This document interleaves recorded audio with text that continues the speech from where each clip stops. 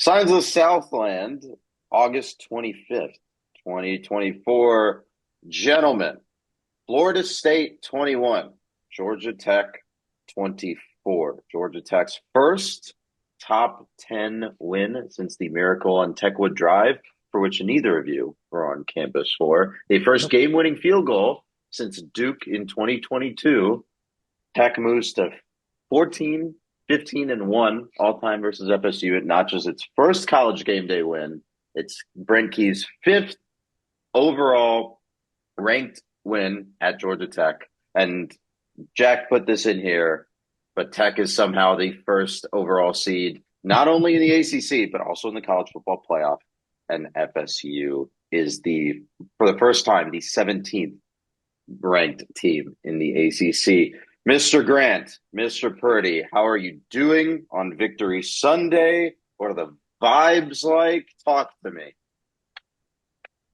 What's even better is Um, Florida State is outright 17th place in the ACC, which is a position no one has ever held in the all-time history of the ACC. So they are truly at the bottom of the pack in every way you can think. I think by default SMU now is the fifth seed in the playoff because they won last night. But no, I think overall, I rewatched the game this morning and I was just as convinced. It looked even more convincing than I think in person when we were super like high strung and nervous about what was going on. Knowing what had happened, it was like, oh, okay, no, this looks like our confident kind of football. Like it didn't look like we got lucky or anything like that. It's just like we just were better than them for the most part in a lot of aspects of the game. so one thing that I didn't realize until I was listening to Joey's preview podcast that he and Tony Siracusa and Mike McDaniel all did, I didn't realize Norvell was calling plays. So Atkins being back in America, not really as much of a wire movement as I thought, and Right.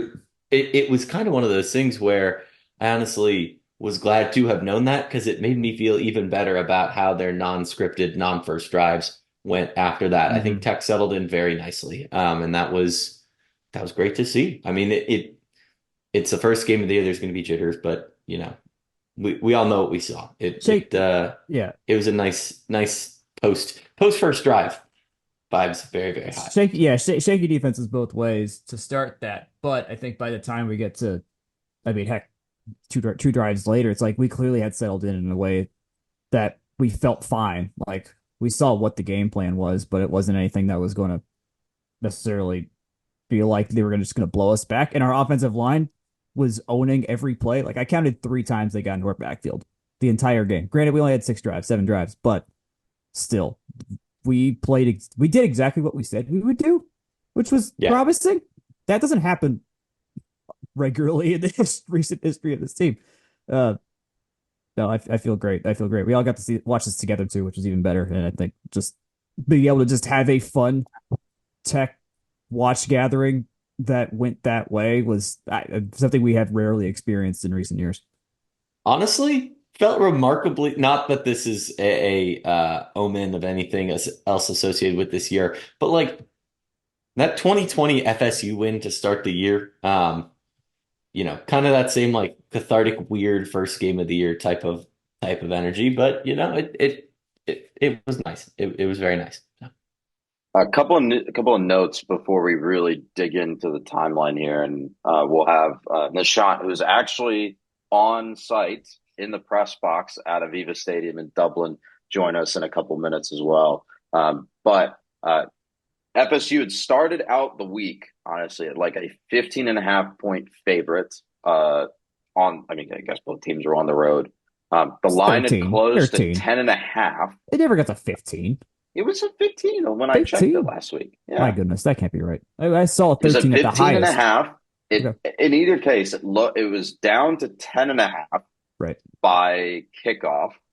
Over under settled right around 54 and a half if you're interested in that part of these proceedings. But it was, I think, as the game neared, people were a little bit more, how do you say, like neurotic or anxious about what Florida State could deliver in a remodeled, renovated sort of offensive roster sense, more so than what Georgia Tech could produce. And I think the line movement and some of the talk, especially as you got closer and closer to kickoff, reflected that. Obviously, once you get into college game day and they do, and I try not to pick on mainstream media a ton, but there was a lot of like very hypocritical, oh yeah, we liked FSU the whole time after dunking on them the entire offseason for not making the playoff.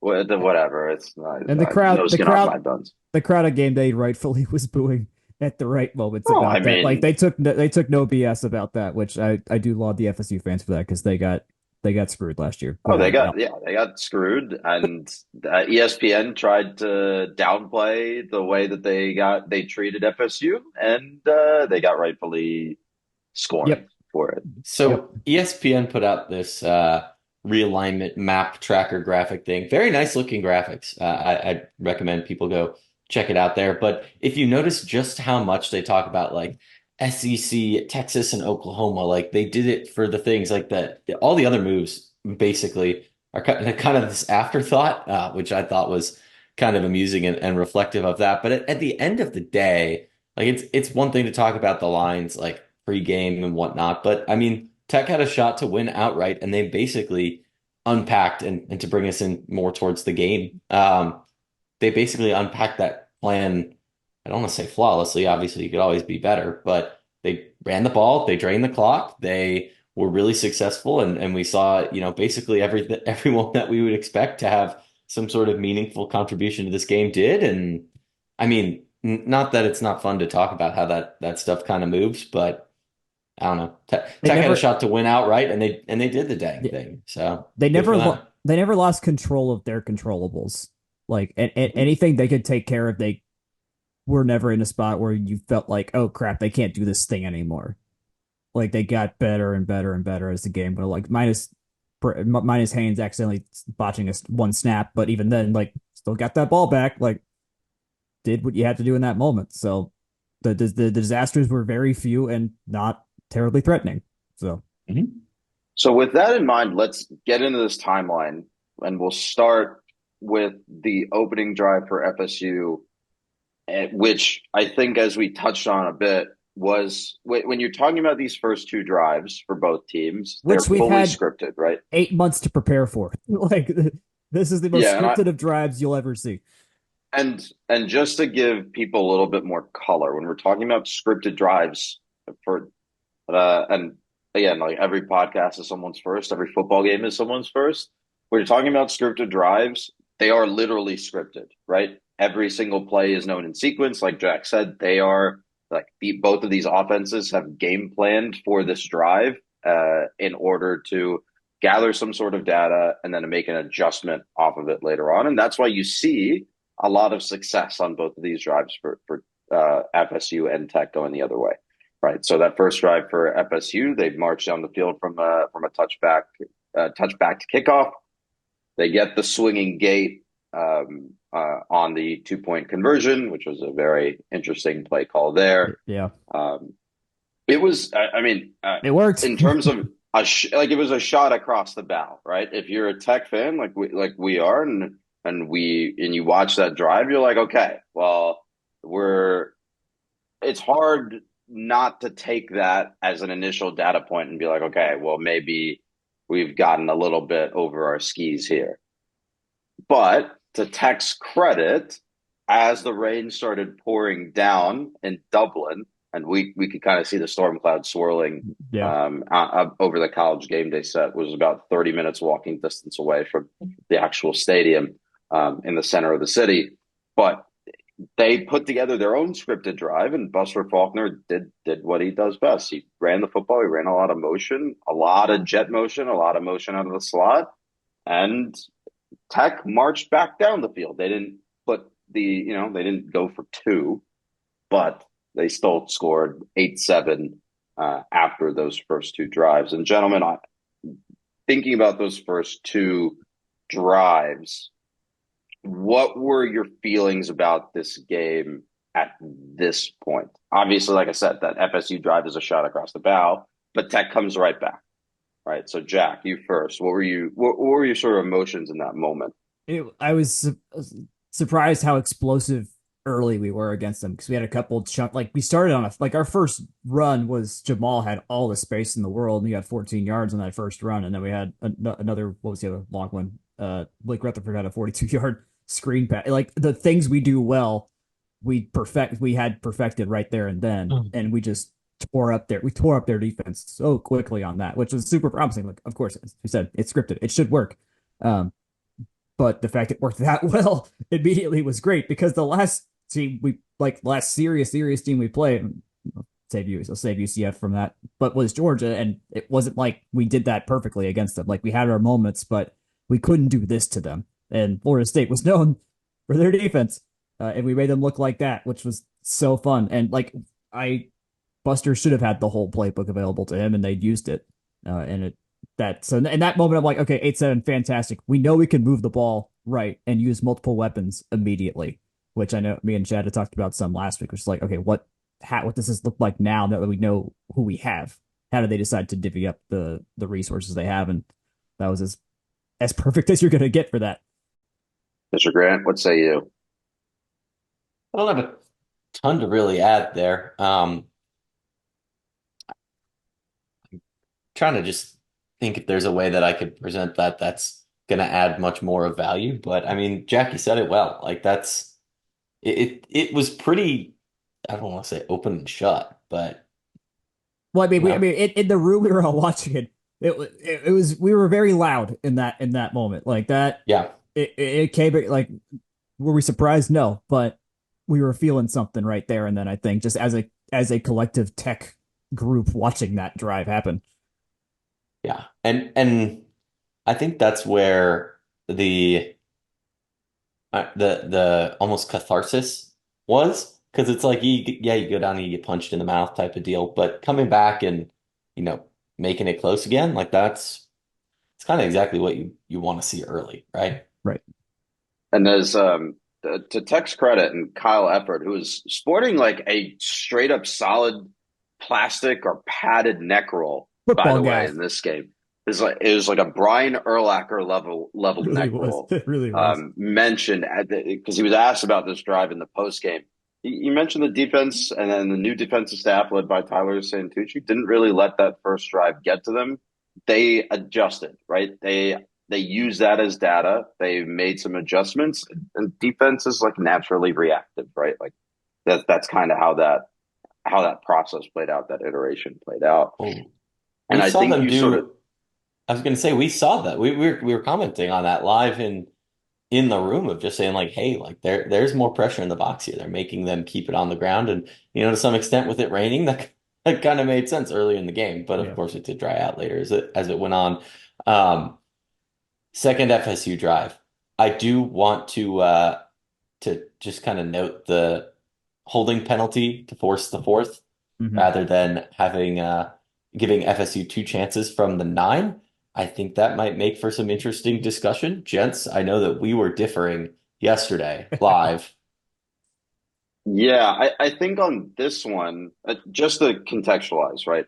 Um, Tech has Florida State at a 3rd and 9, or no, it was a 3rd and 4, right? Third and four. Um, Yeah. the Yeah. 3rd and 4 that um, that Florida State gets a holding penalty on. They weren't able to convert it anyway, so it would have been either if they had accepted the holding penalty, it would have been 4th and 9. If they Third and declined it, would have been 4th and 4. third and 14. Something something like that. Now I'm completely forgetting how this works because math is hard. Okay, no, yeah, it's fine. They had Yeah, we stopped. We had our first big run stop, like Kyle Effort's first real punch in the gut. Like we're going to stop you on the run play, and they were right. So in it ended that up go for being: it zone. Yeah, do you want 3rd and 9 again? Give them 2 tries to get 9 yards, or do you want give them 1 try to get 4 yards? And yeah, then yeah. it's like an interesting discussion. Like you said, it's an interesting discussion point because for me, especially looking at that 4th and 4, and I need to pull up exactly where it was on the field because ESPN, and to ESPN's credit, I really like that they do this. They show on the score bug their 4th down analytics decision. I think for this one, it was a pretty obvious go from Yeah, it was. ESPN. It was. Yeah, they were on Uh, the 42, I believe. yes, yes, it was a fourth, and that's actually yeah, because the penalty was declined. It's not even mentioned here. Yeah. So it was at the 33, the Tech 33, and for me, Okay. thinking about this logically, and I think when we went to the fourth down bot, the college football open source fourth down bot too. I think both of them agreed like, hey, this is a pretty obvious go situation. The edge in terms of win probability for going or expected win probability in terms of going was plus 2.3%, which doesn't sound like much, but this game is going to be close. So, but it Also, does, not many possessions too, and you could tell that even early with how fast clock was being bled. yeah. I think here is where I mean to FSU's credit in this game too, they went on fourth a lot, and we'll kind of talk about the other ones too. But this is a good decision to go. I would have forced them into two plays. I think you. That makes no sense to me in any way, shape, or form. But Because the thing is, well, no, not because of the math. There's no math involved in this for me. There is that we had not proven that we could stop them twice in a row yet at this point, because that had that is just come off the fair. scripted drive, and this was the first time we had any kind of like, oh, we could stop them now, and you can't give them two tries to do that. They had enough weapons to get 9 yards, which they had proven. So Right. And I think that is a fair take because that's making a decision with the information that you have at the time, right? right, And I think yeah, that's completely fair. I think and maybe and this is both partially that for me and partially like a hindsight analysis, but I think if you take the penalty, it's 3rd and 9. They get a 3rd and 9, you don't really know what's going to happen, and potentially a fourth down, right? But as they proved throughout the rest of the game, they kept putting FSU's offense in these 3rd and 7, 3rd and 8, third and yeah, nine yeah. positions, and that was like that's where Tech had an advantage, right?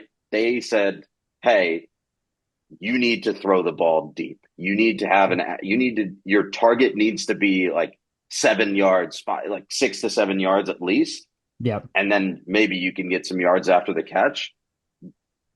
But to your point, that you, it's not a provable thing, like a sustainable thing, until they proved it on the field, right at that point, and they hadn't. No. And I have no such qualms. also, my I thought is if I you don't want give, to give I don't want to give a powerful playmaking, well, usually powerful and playmaking yeah, offense they look full of powerful lots then. and lots of talent and proven veteran quarterback, say what you will about him and DJU. Two shots? No. Give him one, make your stop, and you're done. And they did that, and It it also was it also flawless. minimizes what plays they can call right there and then. If you give them two Exactly. plays, they have still the whole playbook at their disposal to work with. Would they have to get four? Would they have to get four? That does tighten what they can do. It can make them maybe attack. I don't know if it makes them more predictable. That's for defensive coordinators. I am not one. Um, That's all but fair. I, yeah, I I will agree on that. It's probably like the best decision given the information that you had at the time. it was funny how Brett just walked up and you heard him over the referee's microphone, just really getting in front of the camera saying, we're declining. Just no one knew it, but he made it clear. All right, what happened after that? We had what? Tech second drive was kind of a nothing burger. FSU Yep. got to them early. It's a 6 yard loss on a Jamal Haynes rush, and then David Shanahan, Ireland native, nets his first punt in his own Really? country. Sorry. Whoa. I didn't hear about that one. Just They, kidding. to his credit, or to ESPN's credit, they gave him a whole, like not dead time, but they gave him like a whole sideline reporter segment. They did a very good job of telling his story The game during his the game game. Yeah, his game day piece was good too. I enjoyed that one. Yeah, and to his own credit, he generated effectively. He punted at 44 yards, generated what was effectively a touchback, and Yep. forced FSU to drive the entire length of the field. Right, so a good start for him there, and then we get into FSU's next drive, and I think this is where you start seeing things come together for Tech's defense in a very, very Yeah. obvious way, right?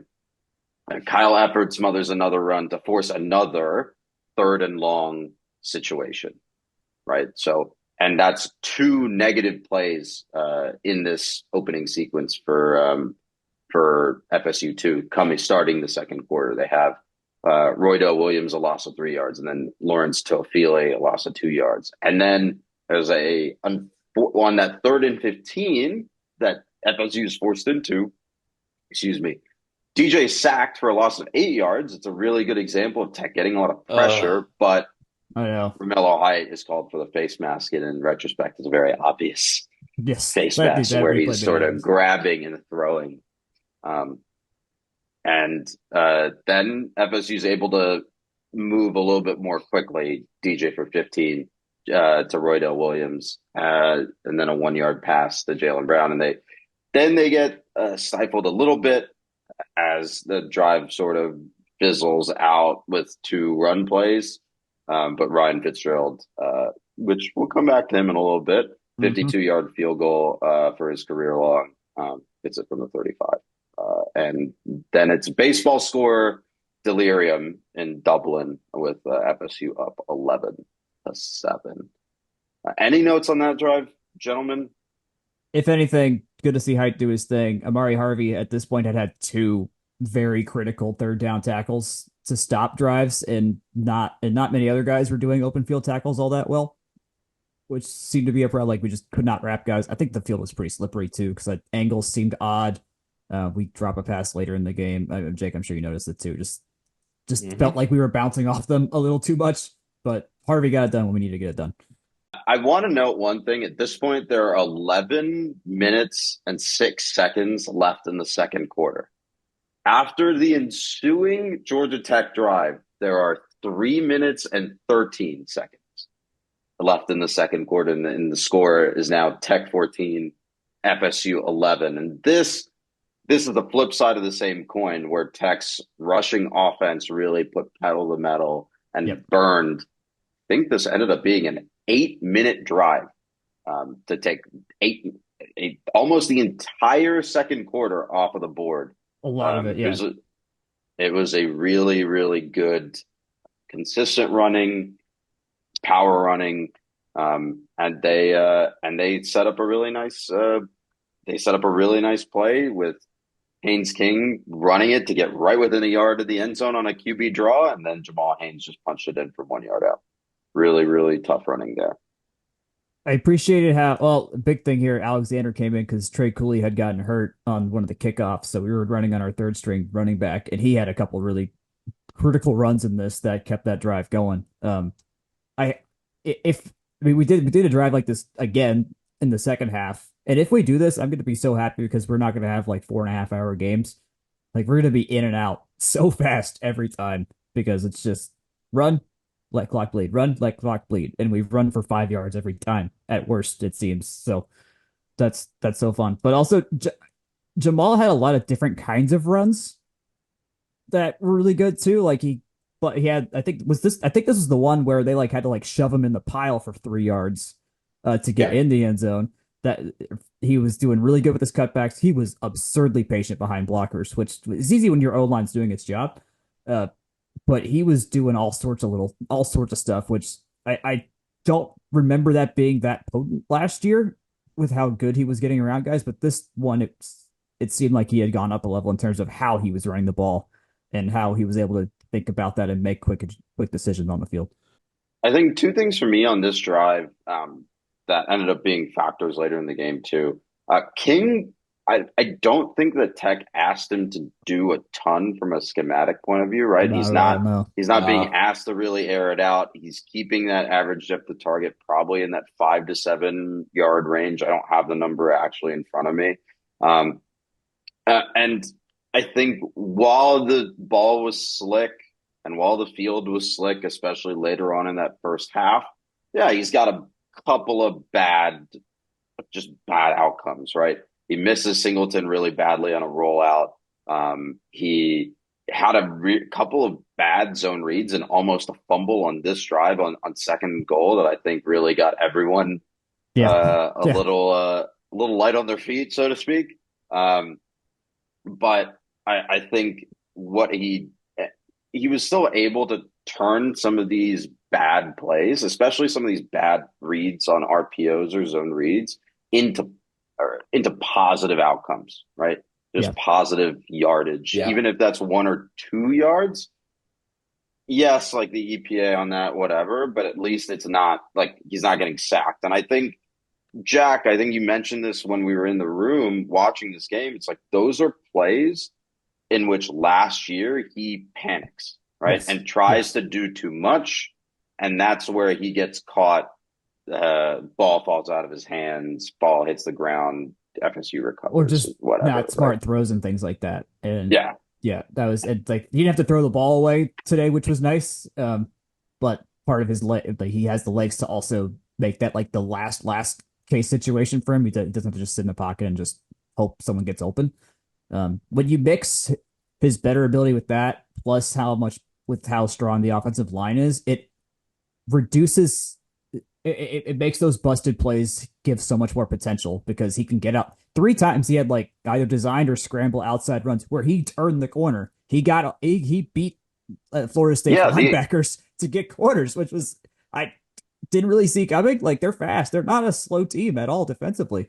I Uh, mean, he gets like he goes off tackle and he gets 3, 4 yards. Just he doesn't have to like he's running towards the sideline. He doesn't have to outrun them and really turn no, that edge upfield. He knows. Okay, hey, if I get 3, 4 yards and he kind of get out just of slow. bounds He here, kind of I'm just still slow bends it like a car that just has no turn radius. He just kind of keeps slowly curving and curving and curving until he gets and hopefully yeah. gets away from one tackle. And to your point, right, that the offensive line helps him out. They hold that second level block so that he has enough time to get to that 3, 4 yard, or at least like take that angle, right? Take Yeah, that three, yeah. 4 yard angle towards the sideline. And I think on that note as well, especially with the offensive line and the tight ends, Tech did a lot of pre-snap motion, a lot of moving the tight ends around, a lot of moving the slot receiver around. And I I should have think counted how many. I should have counted how many instances of motion there were because I feel like it was every play. Like and and that's a thing that works at the NFL level, right? And I right, think the commentators noted this too. It's like for all the guff that the previous regime did about NFL pro style offense, like this kind of stuff is actually what successful play callers at the next level, like it's what your Kansas Kyle City does. Shanahan's, Yeah, your Andy Reid's, your Mike McDaniels, like really emphasizing these shifts and the misdirection and all that stuff is what makes those offenses is part of what makes those offenses successful. And especially when you know that your offensive line is going against a pretty strong opponent in a FSU defensive line, even given some of the injuries and some of that. Like they're still, because they're doing those motions and because they have that extra tight end in on some of these packages, they're able to move the blocks around, yeah, shift eyes, shift focus, and really open up gaps in that defense, especially at the second level, yeah. for Tech as well. So we get to Florida State's half-ending drive, and this is where so there are 3 minutes left on the clock. College football, the NCAA has announced that there are now 2 minute warnings, right? For college football. They're not supposed to be TV timeouts. Alas, they are, of course, TV timeouts because that's, the Well, no, they current call state. them the 2 minute timeout. It's not a 2 minute warning. They have emphasized that this is a 2 minute timeout for media, and that they don't call it the 2 minute warning. Reese Davis sounded so snarky about this on game day. He was like, they don't want us to call it that, but like giving the whole like, what else are we supposed to call it kind of thing. That was pretty funny, but I they mean, still did it. Yeah, allow me to butt in please, very please, yes. quickly here. I mean, it doesn't matter. No, Like, not at like all. the only reason this matters is enough that we're talking about it now. Like, their media timeouts in basketball, their media timeouts in football. Like, great. So what? Yeah, yeah. No, you're right. You're right. Like, 2 minute timeout, 2 minute warning. I still call it the Sears Tower, like whatever. Right, right. Yeah. Yeah. I think what is most interesting about this, because not only is that is this new, right? The concept of a 2 minute timeout, but what happens in the 2 minute period has changed as well, because the clock doesn't Yeah. run off of the snap anymore on the Right. next play after a first down. It starts running as soon as the ball is set, just like the NFL, if I remember my rules right. So it doesn't seem like FSU knew this at all. Like they Or they were, just weren't used to it. They may have practiced with it, but not to the point where it like they had it down it of like just how didn't to click. navigate the situation. Right. Yeah. It just didn't click for them. And they were taking, like, they were just operating completely normally. Like this drive ends in a field goal attempt, and it should not have, right? Like they No, were not at all. burning consistently 20 spare seconds off of the clock. And it Or at just, least to not where they me, kicked it from. yeah, Nishant, you were in the press box for this, especially towards the tail end of this half. What were you seeing develop here? I'm going to quote a writer who I can name if you would like me to. He was sitting very close to me, and the That's okay. exact quote Yeah. was, "What the fuck are they doing?" Loud enough for me to hear in this loud stadium, like a few feet behind him. So, yeah, no, I don't think any of us really knew. It was just we were just as confused up there as this was playing out, which, this all played out in the span of about a minute, but yeah, it was a mess. It just didn't look like they realized the game situation. Either they were playing for a field goal the whole time. We really did not know. I mean, they had a good 3 minutes left on the clock. They didn't really use any of their timeouts. Like it was just a very odd situation. You can see it in the game tracker too. It's like, oh, they go under 2 minutes with the run from DJ Uiagalelei on a 3rd and 6, and then the next play is 148, and then after that is 101, and then after that is 132, and then the next play from scrimmage after that is 15 seconds, and then 9 seconds. It's just it It made seems no sense. They couldn't even just spike the so ball. Like poorly they, executed. I know. Yeah. Yeah. And some of these are like they get the benefit of the doubt on, like there's a couple penalties. There's a really bad DPI call on That was Miles not good. Brooks down the field, Yeah. in which Yeah, that was pretty gross. if you look at the video, it's very clear that the receiver intentionally runs into the corner to initiate the contact and draw the foul, and the ball also sails over both of their heads and lands 5 yards away. So it's Yep. just a very Wasn't great. egregious Wasn't great. call. And then there's a holding penalty right after that on the next play to negate part of that, right? Sends them back 10 yards to take back a part of the 15 yards. But like all of this nonsense in terms of clock management aside, Florida State's kicker Ryan Fitzgerald hits another career-long 59-yard field goal. I think it was wind assisted, but I don't remember which way the wind was blowing. And into the half, the game is tied at 14. Nishant, this is kind of where I want to bring you in, because you were on site. You were sitting in the press box watching this first half. What were you thinking as this game went to half? Saw this clock management debacle, but also Tech generating a lot of good things, right, coming out of that first half. So what was your take on that first half and how it went? Yeah, so I think it went in a couple directions. The first was, the fact that Tech was getting the ball in the second half gave me hope. I mean, the fact that they've been moving it well on the ground, and that bodes well for being able to start with the clock killing drive in the second half, which didn't happen, but it worked out anyway. But that was kind of what felt heartening right then. The thing that made me worry was simply, just feeling like FSU had the better athletes on the field. And, that if they made proper adjustments at halftime, then they had the better chance of kind of, reshaping the momentum of the game, in my view. But, just as the way the first half played out, it felt like we would have needed more out of Haynes King in the second half. I think he was something like 3 of 5 for 63 yards in the first half, and 42 of those yards were on one play that went about 3 yards in the air. So, Right. Fully expecting that we need more out of King. And he did step up, and it definitely didn't have one of his best games in a Tech uniform, but like especially on the ground, I think like him getting more involved was what shaped it. But Just knew you need more out of him because if you were just relying on Haynes and Alexander in the ground game, that wasn't going to cut it. But, enough pieces came together, I think. It just, at halftime, it really, I'm rambling a little, but I know the other thing that bothered me was just like FSU getting that field goal right before the half. Yeah. Like it would have been a huge momentum boost if they had botched the clock management to the point that they missed that field goal. But, And they got lucky. They got lucky that they even have a second left because we had the tackle to stop that run play, and the clock expired on television. Like we knew it was close, but we didn't see Norvell call timeout on the camera, so we had no idea if he caught it or not. But they clearly. I mean, he landed with 2 seconds left, so like Norvell knew to be next to the ref in that situation and get that timeout called. But either way, like there's a lot of ways they almost run out of time just from the 8 other plays before them to even have enough time to call timeout right there.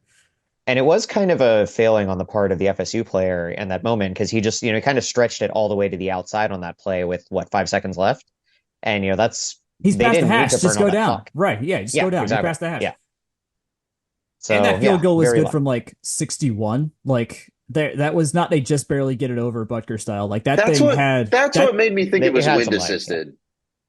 That's what made me think it was wind assisted because I know that I wish I could confirm this. Unfortunately, we weren't feeling the wind as much, like up where we were, very high up. But I do believe it was wind assisted. Okay. The Irish guys who cover that building pretty normally, I have to imagine, did note swirling wind in 2 different places that I was reading. So I have to imagine at least a little bit of factor, but who's to say? I will toss in one note here to kind of drive home the point that wind was a factor. And I seem to have misplaced my notes at some point between me leaving Dublin and coming to Cork today. But so I don't have the exact quote here, but Brent Key in the postgame presser said something like he trusted Edinburgh up to about the 35 to 37 in one direction and something like the 39 to 42 in the other direction. So, they definitely a few yards of give there. Yeah, that's a pretty sizable swing. That's a lot. Yeah. Variance. It was at least like 3 to 5 yards that he said he was giving him. Gentlemen, 14-14 at half. I think much like this game, it's time to take a quick break before we talk about the second back in the tick. Yeah, as always, free shipping on orders over $80 every day at Section 103. And I lead with that because you should absolutely be buying from Section 103 your Georgia Tech apparel.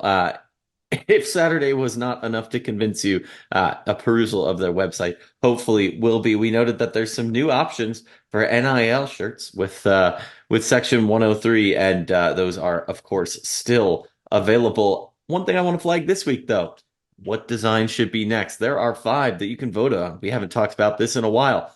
Some are football, some are golf, some are basketball, some are just general Georgia Tech. I believe that they are the best place to find Georgia Tech apparel, and it's now on the Ramblin' Wreck store too, but you should buy direct for most options, gold, white, navy, and otherwise. Section103.com. Again, free shipping on orders over $80 every day, 10% off if you use the code FTRS, so go give them a look today. Gents, back to you.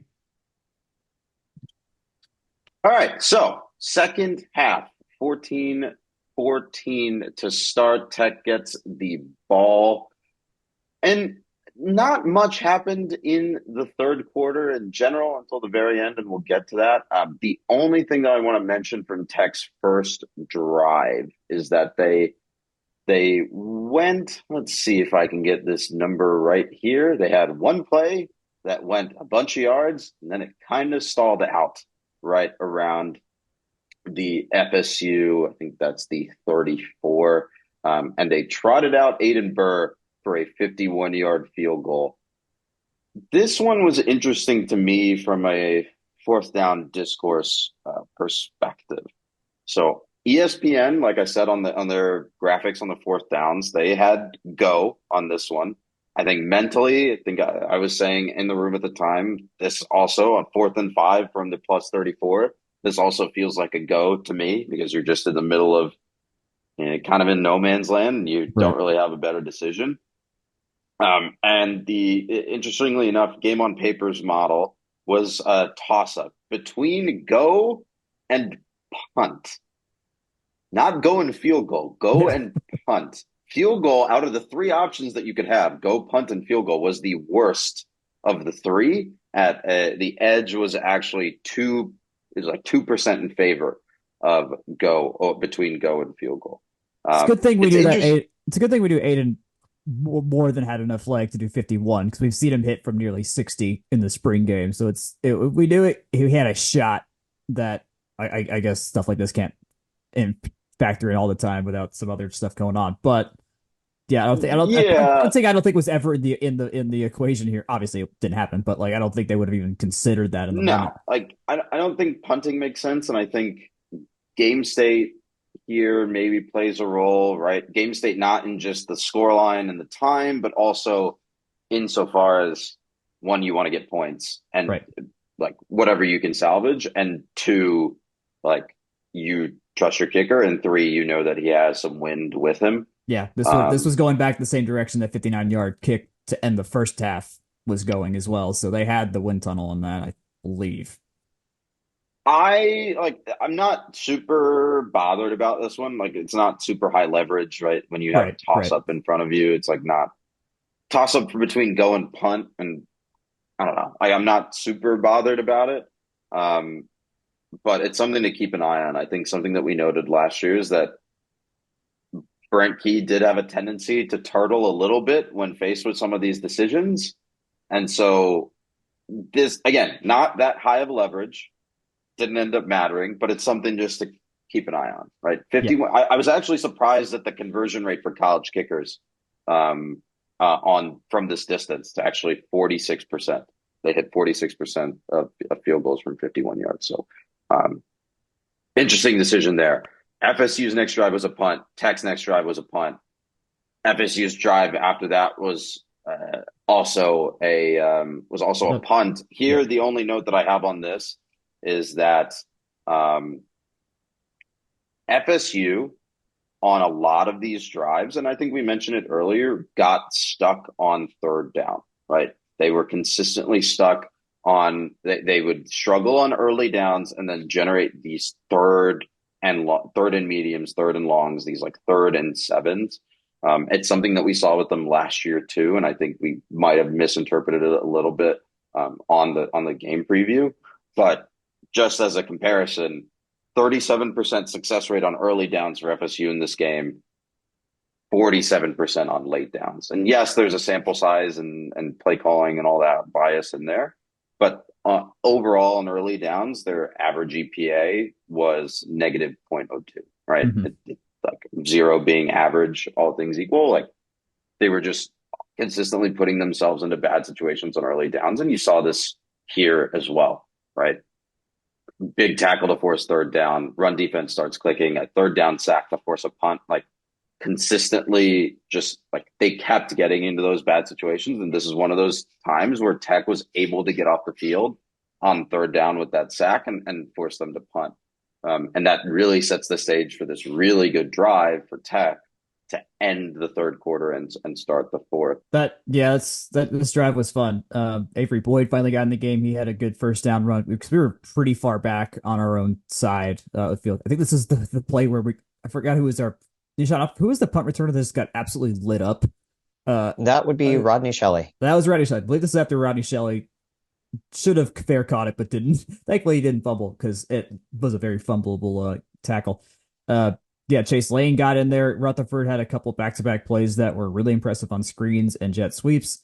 This is where the fumble handoff happens that Rutledge recovers, that we don't recover that, and we're talking probably about a very different game here because that was middle of the field. FSU only needed a few yards, and they would have been in now what is apparently their kicker's field goal range, which is the entire freaking field. And we had that forced us third and long, and Rutherford again. Big catch over the middle. I think he had just like a shallow crossing route or something like that. And that was, that was basically King's first like legit pass of the game too. Like he had not. I remember the ESPN scorebook saying 5 of 5 from 5 yards or less, 0 of 5 from 5 yards or further on his passing, and had to get this one out. He was under pressure on that throw too, I think. So it was one of those like, okay, we knew you had this in the bag, and it finally came out. This whole drive was just a lot of the things in the bag. Like just Buster Faulkner wheeling out 8 different things that we can do and not getting predictable and what's going to happen and and using multiple guys. And then King had 2 yard runs that should have been touchdowns that weren't, that turned into touchdowns for Pyron and for Jamal, sadly, at least from the Haynes' situation. But it was kind of an ideal drive for us in that sense, like a little bit of big throwing, lots of different running, using the screen game effectively, which was a lot. I guess the promising thing is this came after that first drive where we scripted it all. This was post the adjustments, post halftime adjustments too, and we're still able to work around them even with setbacks, which was never been a guarantee for us. But now in back-to-back drives, we saw our defense force FSU into a rough situation and get them out of and force them to punt twice, and then we counter and do what we had to do on the offense when we get held back. So, I mean, we play like this, you win a lot of football games. Which that's of the promising moments in the game. This I think is the most for me. This is also where Tech started taking control of the game, right? Yes. Both from a material, tangible, what you can see with your eyes perspective, and also what the stats can see as well. On this drive, Tech added right around, I want to make sure I get this math right around 25% win probability, just based on how this drive conducted. And not only did they add 7 points on the scoreboard, they added just about 7 points in terms of EPA. Like, they really grinded this drive out, and even despite having that fumble, and we'll come back to some of those turnovers in a bit once we sort of wrap up the rest of the game, still able to take 6.5 minutes off the clock, put an end to that third quarter, and set themselves up for what was going to be a grandstand finish in the fourth quarter, right? Yeah. So really good setup there. Nishant, you were doing Budweiser in the stadium. Well, I guess not in the press box, I imagine. I may have like subtly bopped in my seat. Yes. End of the third quarter, heading into the fourth quarter. How are we feeling here? I mean, in a way, it's like, scoring to the end of the third quarter would have been amazing, but just being right there and just leaving that sentiment of, oh boy, they just need one more play to score. It almost like adds that feeling of dread if you're on the other side of it, right? So, going into the fourth, it was like there was still that feeling that, all FSU could totally bring it back. They had the receivers to do it. They had the whatever your DJ Uyagalele is, fifth, sixth at this point. You got the experienced quarterback. Like, it wouldn't take much for them to, come back into it if they could complete a few passes. But still, if I think just getting through the entire third without allowing a point was a win. And knowing that you're on the verge of it, like, I felt good about the momentum at that point. Not, supremely confident because it's Tech, but I would say the vibes were pretty good at that point. Just, with the thought that, again, they've got the athletes to turn this around very quickly. But yeah, I think it wasn't. Go ahead. At this point, we hadn't a lot of touchdowns 2+ quarters too, because it was just that opening drive and then the 2 field goals as well. Like, they had granted, we bleed clock like no one else, so that helped. But at the same time, like, they had their chances and just found nothing. Like, we have never really done this in recent memory, where a good team cannot consistently penetrate our side of the field in any way that's super, super threatening. And the fact that it happened, I mean, I know we know they scored later, but at this point, that going that long, I think that was a new feeling watching Tech as well, of like knowing we have a real shot late in the game to control this against a solid team in a way we haven't truly done outside of probably like the North Carolina game. Even then, and to your point too, and we talked about this a little earlier, this comes down to an adjustment that Tech makes coming out of that second. I mean, like, sort of coming out of that scripted drive to start the game, and then honestly coming out of half too, right? They start putting 8 guys in the 7-8 guys in the box, rushing 3 and sort of guard and trying to dare FSU to beat them over the top.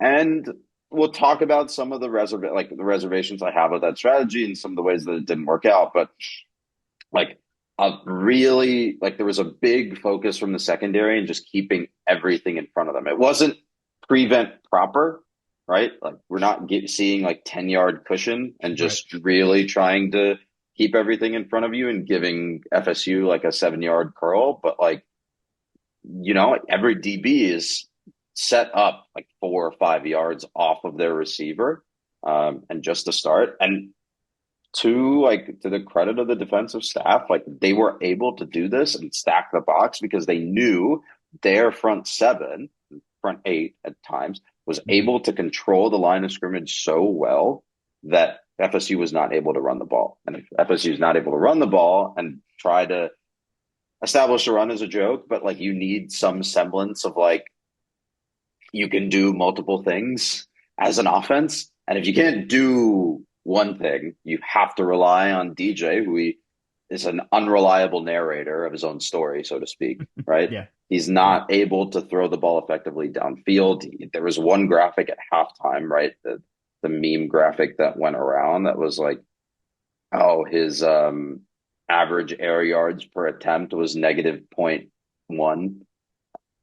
And he was like, I only had 96 total passing yards, right? So you had all of this information on how they were scheming for him, and you're able to turn that into, okay, we can cheat a little bit here and really stack the box and really bring the heat. And you saw that, coming off the edge, corner blitzes, secondary blitzes, delayed blitzes through the center and through some of the A gaps. And they did a really good job of making rushers for FSU feel uncomfortable and also DJ feel uncomfortable, right? Maybe they didn't bring pressure, like obviously bring him down a ton, but at least like he still had to think about where he was going to put the ball. He's mobile. He's mobile enough. He was able to get out of some situations, but Romello Height was still getting back there. I mean, Zeke was still causing problems. It wasn't. I mean, their offensive line's not terrible either, but it wasn't like we were consistently getting around. It took the linebackers and Kyle Eford especially to dictate how much they could get past their line of scrimmages. The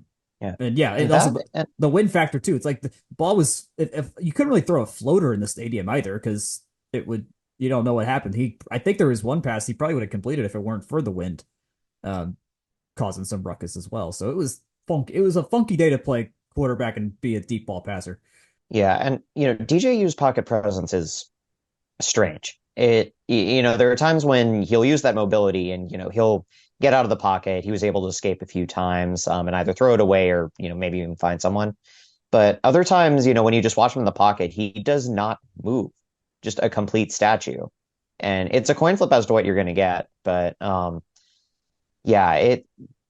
think it came down to a couple things. One was just the defensive line definitely being a step up.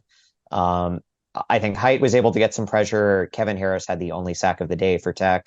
So they were able to get in there a few times. And like Brent Cantucci did in this game, doing all the stuff we talked about here, just making those early adjustments, seeing, what the limitations were on FSU's offense and like planning for them. And you're just committing resources to deal with that. And we saw some creativity, and I think the blitz packages he brought mixed levels of success of what the potential is here more than anything. And it's one game. It's one game in a weird situation. It's hard to know, but it is very promising.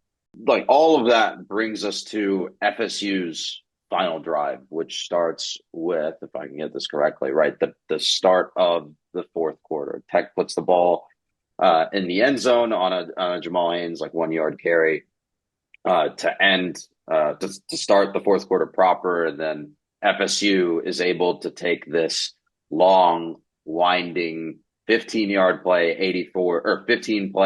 84-yard drive that burns 8.5 minutes off of the clock and scores a touchdown. I think this is where everyone in our watch party started to turtle a little bit, because Tech would, again, it's the same theme as we've been talking about. FSU would fail twice on early downs and then get some sort of bailout on third and fourth. And in this final drive for them, to their point, they went for it twice on fourth down. Right here, I want to make sure I get the yardages right, but they get down to 4th and 7 from Tech's 42, and they go for it. They get it over the middle, right? And then on 4th and 8 on the ensuing set of downs, they get it over the middle again. And in both of those situations, they're on 4th. Obviously, it's 4th and 7, right? But they're They get 3 yards on 1st and 10, and then they go empty twice. In the second set of drives, they actually go backward. They have a 3 yard loss on first down, and then a 4 yard gain, a 1 yard gain on third down to set up that 4th and 8. Right? They are doing so poorly on early downs that they need to bail themselves out on a 4th and 7 and Yep. 4th and 8. And Tech's approaches to both of these were different, right? On 4th and 7, they rush 3 and play, not prevent, but they play like a pretty loose zone.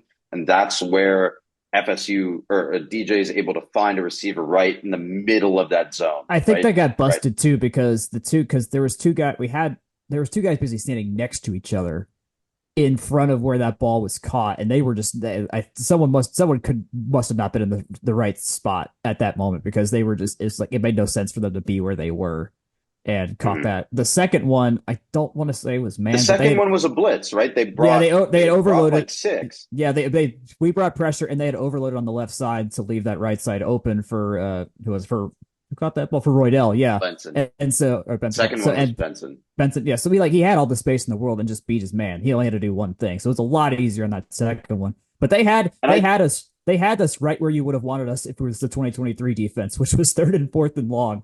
Those are our worst down and distance situations, at least if emotionally every time. Like that's how Bowling Green beat us and a bunch of other teams. No. So it was weird to see it flare up again.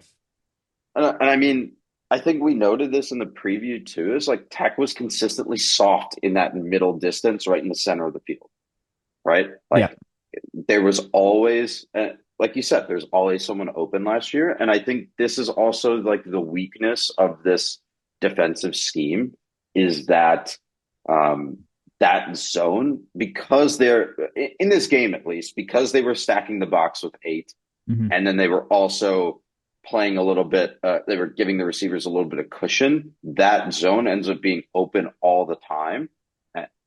But FSU just didn't want to put the ball there.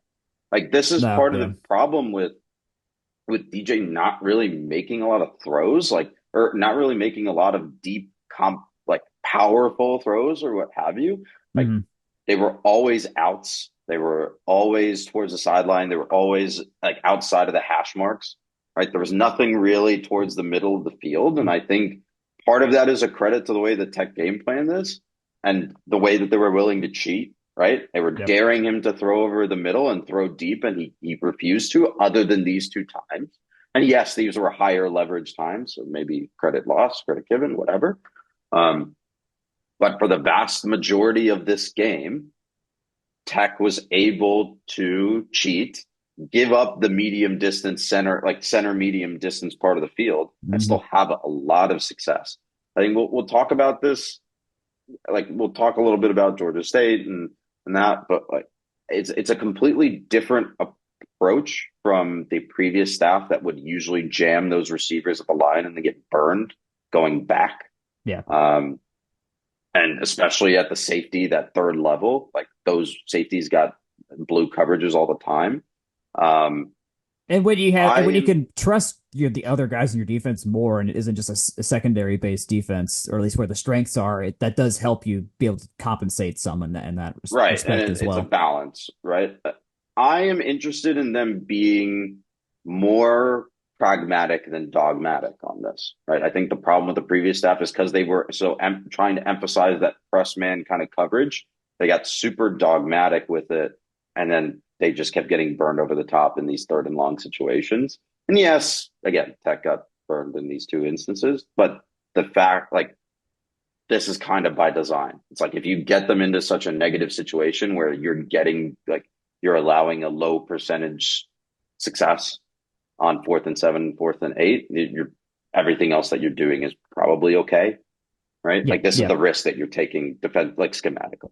Weirdly, you can revisionist history this sort of and say it was a good thing they got these 4th downs because that ate off even more clock for the rest of that drive, which then put us in a pretty optimal spot with how much time we knew we could chop off to keep FSU from ever getting the ball back. Like if we get the ball back at if the first 4th down doesn't work, we get the ball with 10 minutes left in the game. And a 10-minute drive probably not happening. I mean, they were on R42, so we only had to go 58 yards to even get a score. Florida State's probably getting the ball back, and that very likely getting the ball back in this case. The fact that they ate it down to 6:33, which I mean, there's no reason to expect we're going to eat 6:33 o'clock either. Like you expect your defense to get a stop and get the ball back, regardless of what happens in that drive. But in the end, that was really helpful because we just did our thing, and by letting us do our thing, we could have drained more clock still when it was all said and done. Granted, it was 3rd and 17 or 4th and 5 when we kicked, but weirdly that worked out. It's definitely revisionist history because I think at the time both of us are thinking, hey, like it's 4th and 7, you want to get off of the field. Yeah, no, right. Yeah, and I think in the future, well, we're winning do in want that to case. get off the field. We were winning. Like, of course, we don't want them to have the ball anymore. Like, we want to have the ball to get a 2-score lead here if we could. Yeah, you want to make this a 2-score game and give them the ball back with 5 minutes left, and then like a slim chance of winning this game, right? Like a slim chance of scoring 2 touchdowns to win this game. Right. And I think in the future, you want to put opponents in bad situations in early downs and then get off the field at late downs. Yeah. That sounds very cliche and very obvious when I say it out loud, but like this is clearly not what Tech did on this sequence. And so I just want to reemphasize that that's probably what you should do. And from a win probability added perspective, I think that this drive becomes really interesting because the way that I laid it out, right? Tech or FSU in this sequence where they attempt 2 4th downs in a row goes +3 yards gained, no gain, incomplete pass, and then the completion. They actually burn off like 15% win probability in those first 3 plays and then gain 19 on that first I see that conversion. Oh my God. Yeah. And then in the second sequence, it's loss of 3 yards, 4-yard completion, 1-yard gain for a collective loss to win probability of right around 16. And then they gain another 19 on the next completion. So like net is probably about, they score, but net, like they still go pretty negative on this drive. Like they keep getting forced into bad situations and then miraculously bailed out. Their on 4th down. Their win percentage only went up 6% through this, not even 6% during the drive. Like they got the tie game and it mattered somewhat. Like they're at 45%, but then the moment we have the ball, it flipped to us at 51%. The first play of the drive, the first proper play of the drive, they're at 39% win probability, and when they right before they kick the field goal, they go up to 45, right? Like they only put together 6% of win probability after all of that nonsense. Yeah. And so yes, like again, you should just get off the field. Like they get bailed out miraculously twice and put themselves in a position where this final drive matters a lot. It is literally a coin flip in terms of win probability at that point, right? When Tech gets the ball with 6.5 minutes left from their own 25, and this is like a good old fashioned Paul Johnson death march towards the end zone. This is where we need Nishant again. This had to feel amazing to watch in person, as it was pretty clear what the goal was, which was burn clock, run a few yards, burn clock, run a few yards. And you kind of got the feeling that like FSU was not going to stop the ground game on this, right? Because they hadn't proven it so far throughout the game.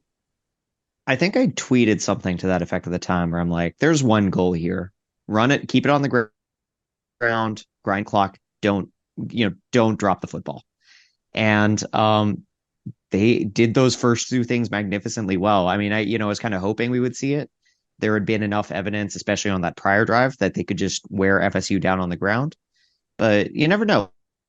Like FSU's defense had just been off the field for 8+ minutes at that point. So they had a chance to rest up. But yeah, Tech went right back to the well. It was remarkably satisfying. I mean, they didn't even have to get close to the end zone. But, once I forget which play it was that got them across midfield, but once they got there, that was when I started feeling like, okay, this could be real. It was, let's see here. King had that very critical 3rd and 7 pass to Jamal on the first set of downs to get us out of a 3rd and 7 after Weston Franklin had that false start, which was also remarkable penalty discipline. That was the one bad discipline penalty the entire game for us. Like the face mask, kind of random, pass interference, totally a fluke. This was the only like penalty we had. Florida State also was very good about no penalties either. So like that went both And ways. it cost them, right? Like even those 5 yards knocked 10% win probability. It was massive. That was It was massive. because Like, it was massive third on and a two third going. and two. yeah, third Yeah. and 2. Yeah. Turning So a 3rd and 2 into a 3rd and 7 at your own 28, right? Like that is massive. Force And that pass. they- Force I the think pass we didn't want to have to do. I think I just put my head down at that point. I was like, okay, we're doing it again. But yeah, then Jamal Haynes did what Jamal Haynes does. We have to talk about this because this particular run was the one that caused a heart attack in our room, where at least where we were watching, because he gets that catch in the flat.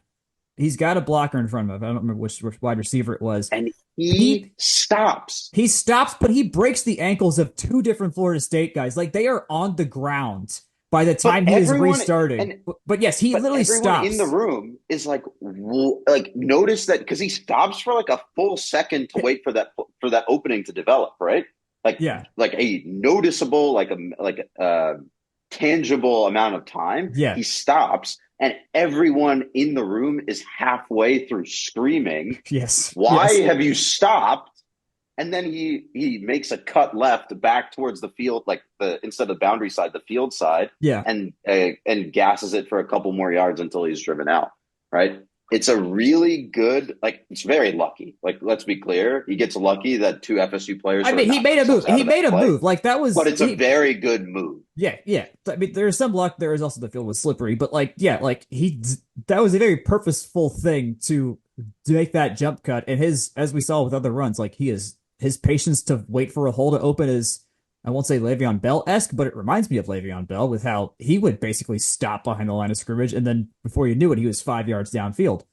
A very similar thing, but just in that moment with how tense it is, Nishant, was it like that for y'all up there? I mean, our angle is very good on TV, but I was gonna say, I don't remember panicking in that moment, and I think that might just be because I have come to appreciate and trust Jamal Haynes' ability to find the hole so much. Mm-hmm. I think that might have been it, because as you're describing it now, I probably should have been freaking out in that moment. But because when he stops, he's short of the sticks. That's the right thing. Yeah, and I remember the defenders flowing toward him, and I think I'm just I don't know if it was just a passive, I trust this guy to find the hole, or if I forgot that I had a heart attack in that moment. But that's a big thing too. It's we had the yellow line for us when we watched that, so we had the physical representation of this guy is 2 yards short. So be clear. No, I distinctly remember that play being in doubt at one point. Yeah. But yeah, he found a hole that wasn't there, and it's kind of just what he does. He's so like that. He do that. Yeah. And I want to touch on one more thing, and this is kind of a general note about the rush offense in this game for Tech too, is I think this drive in spots, especially early on, was kind of emblematic of how good the run game worked. I typically, and we'll come, this kind of goes back to what we were talking about in terms of time of possession, right? 6.5 minutes for this last drive. And earlier it was an 8-minute drive. Time of possession from an analytical perspective is sometimes a little nonsense, but especially when teams check in and out of plays of the line, they go hurry up, no huddle, et cetera, et cetera. But you're not just doing the flex bone bit of 2 yards here, 3 yards here, et cetera, et cetera. These are sizable chunks, right? These are medium chunks in all of these situations, 7, 6, 10, right? You're ripping off a lot of yardage, but then you're using the entire play clock. You're driving it down to 10-ish seconds left on the clock to call your next play, and forcing Florida State, especially coming out of that TV timeout or the 2-minute timeout, right, to now start to get that first down on a Chad Alexander 2-yard run to the 31, and now FSU is forced to go timeout, and then Haynes King drops the football on a really badly botched read. I think it looked like a read to me. It didn't look like a handoff proper. It just looked like It seemed like he was on the replay. It seemed like he was late from pulling it out of Jamal's hands. It was an option mesh gone wrong. Yeah, absolutely. Yeah. That's and if there's one point of feedback that I have for the offense coming out of this game. It's like these two fumbles that they ended up recovering, to their point, but these two fumbles, like they've got to get cleaner on these releases, because it wasn't just the two times that they actually fumbled. There were a couple other times where the meshes were close, right? Where they almost did, and it was a bobble, and Haynes had to make something out of it, or either Haynes had to make something out of it. Well, it was also Right. Singleton was running across here on the motion, and it seemed like he was like a step too late, and that kind of threw off all the timing to where by the time that Jamal was coming around, it was like kind of shaky, like, oh crap, what's going on? And it was just kind of broken from there. That was exactly what Brent said after the game, is like it was a timing issue where the Singleton motion threw it off. I don't know. He might have been late, like you just said. I don't remember the exact issue, but yeah, that was part of the reason why he wasn't ready for the snap. Yeah. So, yeah. Well, thank God the next play happened. Yeah.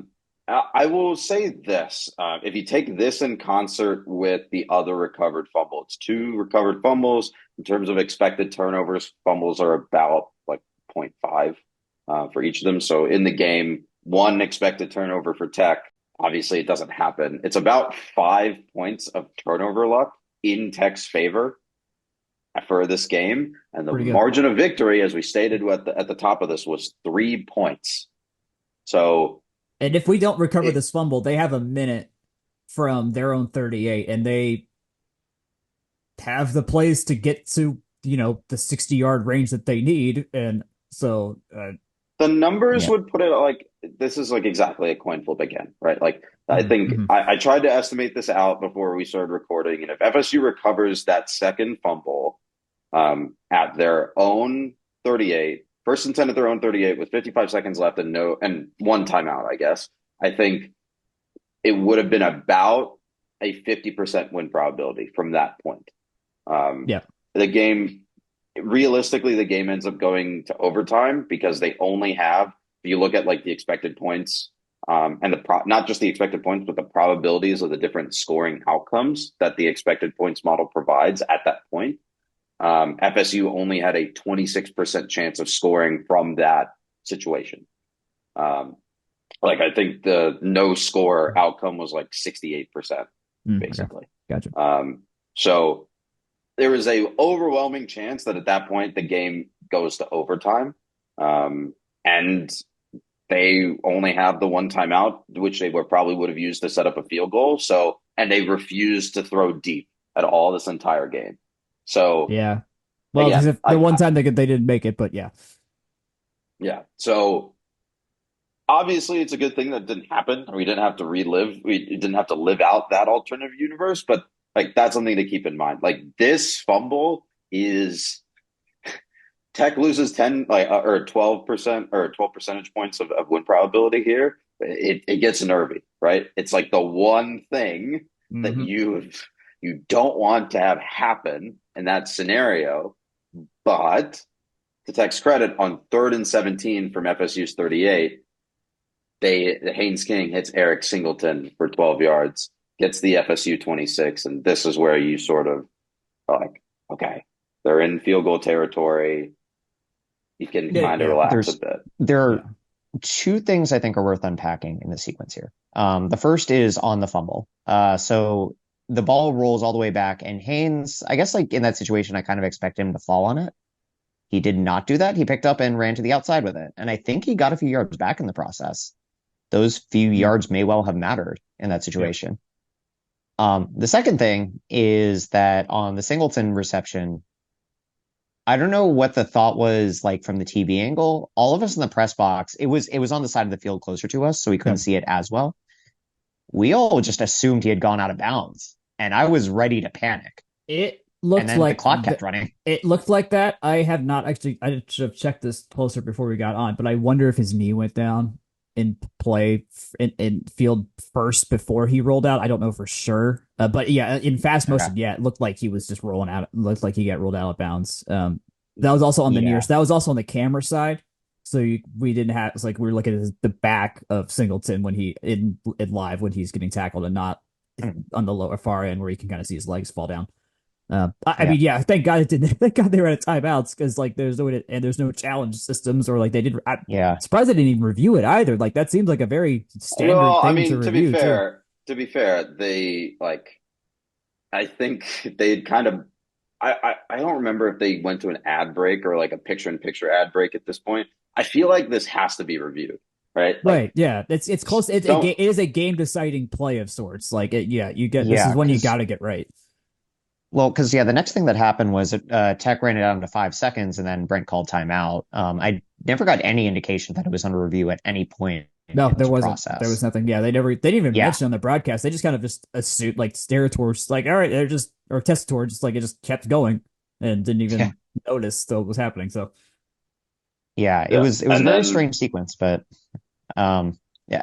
So one little detail that I thought was interesting is there wasn't really much of a reaction from the Florida State's contingent in the stadium. I mm. would think there would have been some, concerted like he was out of bounds, stop the clock, but I didn't hear anything. So I just yeah, it comes down again. It's like I mean they're out of timeouts at this point, so there's like no They had no way that they control. Yeah, can. They had no yeah, exactly. control, and Yeah, yeah. I think maybe that's what they realized. But like I don't know, these clock rules are really weird. But this is where Tech managed the clock really well. hmm To their Mhm. credit, they burned so much of it and forced Florida State into using those timeouts. And like other than the fumble, like this gets played pretty true to form. Um, and then Aidenberg kicks a 44-yard field goal straight and true the whole way. And 51. uh, oh, No, I sorry, had that was sorry. 44. He missed the 51-yard. Yeah, You're right. You're He right. You're missed right. the Yeah, yeah, 51 yeah. and hits the 44, which I think, Nishant, to your point earlier, right? They had a line that they wanted him to hit um, hmm going into the wind or against the wind. And yeah. that's a I think lot more forward thinking than the last head coach to run special teams at yeah. Georgia Tech. They I had think by special that teams point back then. They were definitely we had a special. we had an emphasis on special teams, allegedly. Um, yeah, I think by that point we were well within the stated range for Edinburgh.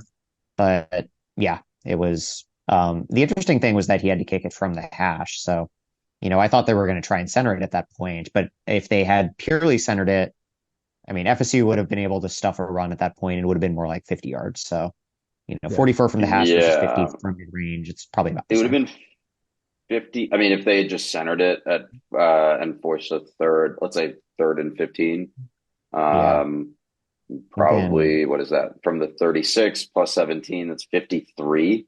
So you're staring yeah, down the barrel of 53 instead of 44. And He's got the to, leg for it, but still, it's like and also that field goal he missed, he pushed right as well. So, and this was on the other side. This is on the other hash, which mhm, it might have like okay, that's not you can not gonna. He also he kept that thing straight. Like both of those kicks were straight in the air. They didn't really move all that much, but he did yeah, not give himself much. Like the first half of the flight on TV was still like, oh, is this staying straight? And then 2/3 of the way, it's like, oh, it stayed straight. This thing is in. yeah. I think, and sometimes kickers prefer it on the hash. Like I remember Harrison Bucker always preferred it on the left hash when he could get it there. Mm. And I've heard kickers talk about that being easier because it lets them kick like basically straight through their body instead of having to go across from the other hash or I even see. from the Yeah, yeah, center. that makes sense. Yeah. Yeah. And then we won the uh, football game. Tech wins 24-21. The entire team floods the field. Nishant, if you had to name a player of the game, who do you got? I think the person who officially got it ended up being was it Haynes King? I think Yeah, I would probably go with Amari Harvey on this one. He had probably two of the most important tackles of the game. That fourth down stop was a picture perfect rugby tackle, so good job doing that in Ireland. But he was just I think like the an understated part of the defense doing as well as it was the secondary playing pretty good coverage all day. DJ obviously didn't have the confidence to throw downfield, but they didn't leave him a ton of openings from what I could see. So I think I gave it to Harvey. Maybe a second. I was going to say Jamal Haynes, but it was kind of a two-headed backfield. So maybe kind of Jamal Haynes first, Chad Alexander as like kind of the co-shout out. split the trophy down the middle. Yes. Yep. Jack, how about you? To at least just for the sake of being different, Kyle Eford, my God, like he made himself much more known today. Like we knew he was the guy to be the captain of that defense in a lot of ways, but he showed out in so many hard and violent tackles that were tone setting tackles in a way compared to what Florida State was doing defensively. He led the team for tackles. He had 10 and had a tackle for loss. So his ability to stop the run in the middle was huge because we would all like that. He was the guy that stopped. That was getting gashed a lot last year, just with how they were doing that defense. And this game was minimal gashings, and that told a lot. Offensively, I kind of just would rather say Buster Faulkner than any other particular player because everyone was like involved pretty regularly. Like when I talked with Chad, he was like, I think you could see Jamal and Singleton having less output this year because they can loop in everyone more better and or loop in everybody to an additional extent with how much more the playbook they have open. And they did that. Jimmy Chase Lane got the ball a lot. Lee Rutherford got the ball a lot. Singleton had that, like his one important play was the final offensive play of the game from scrimmage.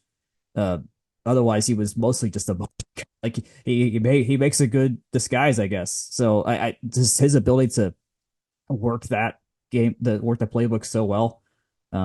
Also the offensive line. I counted when I rewatched. I counted how many times they Florida State truly got through the offensive line, unless it was like a screen pass or something where they had openings. It was 3 times all game, and more like 2.5. Like 2 of them were like seriously like, oh, they got to Jamal, he had no chance, and then one was kind of a half seized kind of thing. But it was insane. And I also want to mention Jackson Hawes, who is the backup tight end filling in for Seether, who's gone all year. He was incredible as well in the blocking game. Like that's part of why I think it worked so well was there was no shortfall at the tight end blocking spot.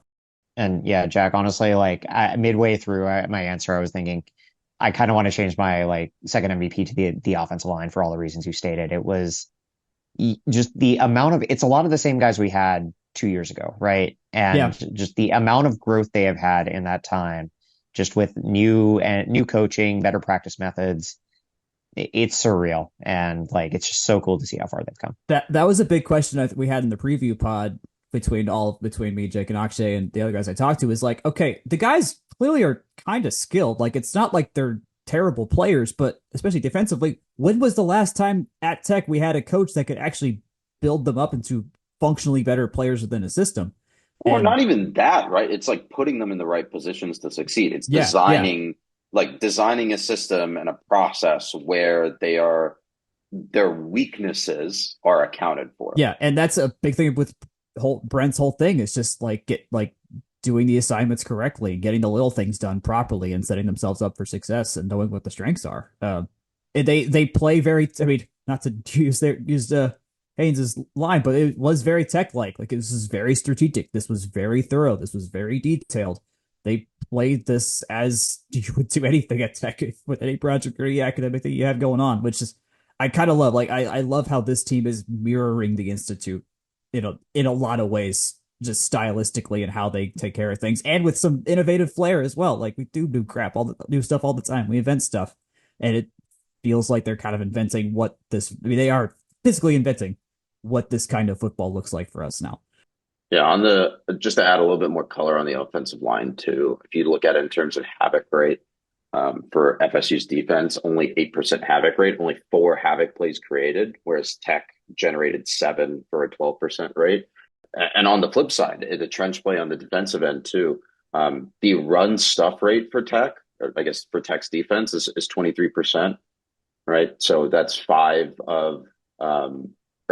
that's 7 of FSU's 30 total run plays. And that doesn't look great on paper, right? That's only a 16th percentile performance. But if you expand it to stopped runs, right? Stop rate, which is rushes that gain to 2 or fewer yards, that's 47%, 14 of 30 runs. So literally a tick under half. It's really good. Of FSU's total rushes went for 2 or fewer yards. And that is a massive push on their rushing game, right? They shut it down the entire night, I guess, Irish night, American day.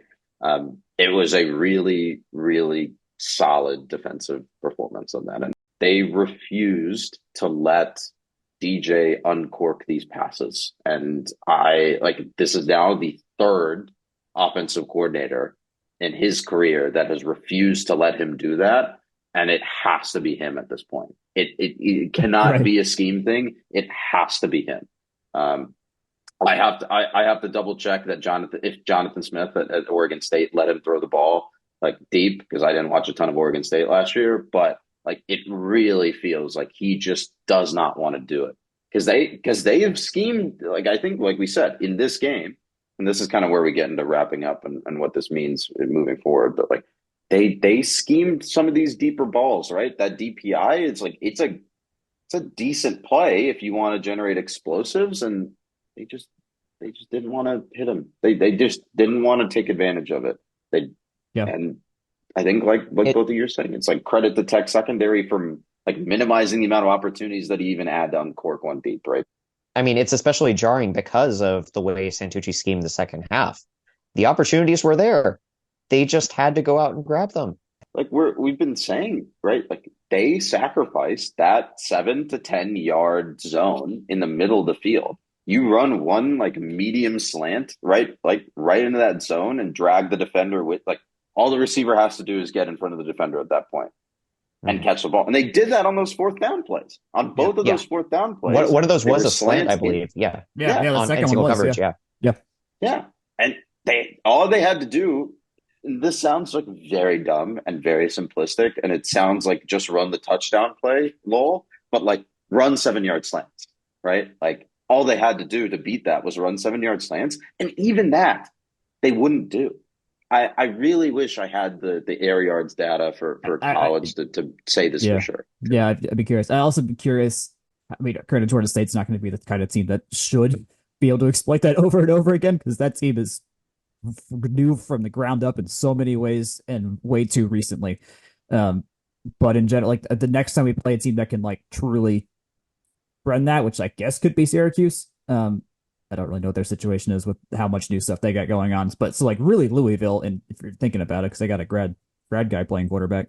Where do the adjustments come there? How does Santucci adapt? That's the next lesson, I think, is how does Santucci like had all the time in the world to prep for this game and get fortunate with how just unprepared it's not unprepared, but just how unusable DJ was in certain spots. How dogmatic that FSU was, right? Right. Like, I think that's what the point is. It's like, and this is what I was saying earlier. I'm interested to see how this defense schemes moving forward, and if they are dogmatic in the same way, or if they're pragmatic and retune this, right? Game over. Obviously, like they're going to play matchups and zone man, like whatever your splits are going to be, they're going to be different for each opponent depending on their strengths and weaknesses and tendencies.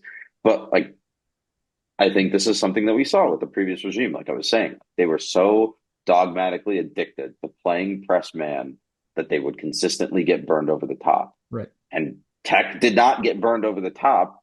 One, because of an offensive inability to scheme, like do that. And two, because they played really good coverage. I think Syracuse will be the first interesting test because they have Kyle McCord now, the Ohio State transfer. Oh, that's right. That's right. Yeah. Which is interesting because McCord had a reputation of just being a game manager at Ohio State. But, you know, I think that may have been a bit exaggerated just simply because of the lineage he was following. Like he was literally replacing CJ Stroud. So it's kind of hard to live up to that pedestal. Yeah. So I think that'll be the first interesting test. Whether Syracuse has the pieces around him to really, threaten the rest of Tech's defense, that I don't know as much about. But yeah, I mean, you're hitting on the exact point I was thinking this whole time, which is, Tyler Santucci and all the defense players, they did well in the situation they were handed here, which was a bit of a unique one in some ways. Does that happen when either you have a quarterback who can, complete more of those passes, or if you have if you have a quarterback who can even prevent you from stacking 8 in the box, or just when there's truly two dimensions working properly at the same time in an offense? And that didn't happen yesterday at all. Like it was, and it's jarring because Florida State has a really deep running back room. I mean, they have 2 seniors that can have a ton of production. They've got some really interesting young guys, and it didn't matter because Tech could just focus on them. We It was had a all they Kyle had. Eford, and they didn't have a Kyle Eford stopper. Yeah. To that And point, last game on paper stat, by the way, on this one. Florida State ran the ball, and this is from Keegan Renew on Twitter. Florida State ran the ball on 2nd and 7 or longer, or 3rd and 5 or longer, 11 times in this game on Saturday. 2.63 yards per carry, minus 5.18 EPA on all of those carries. Going back to my point about them being in those bad situations because of failed run plays on early down. And not having a sustainable way to get out of them. Like, as we mentioned, like it was those 2 fortunate 4th downs, but they didn't have the way to carve it up.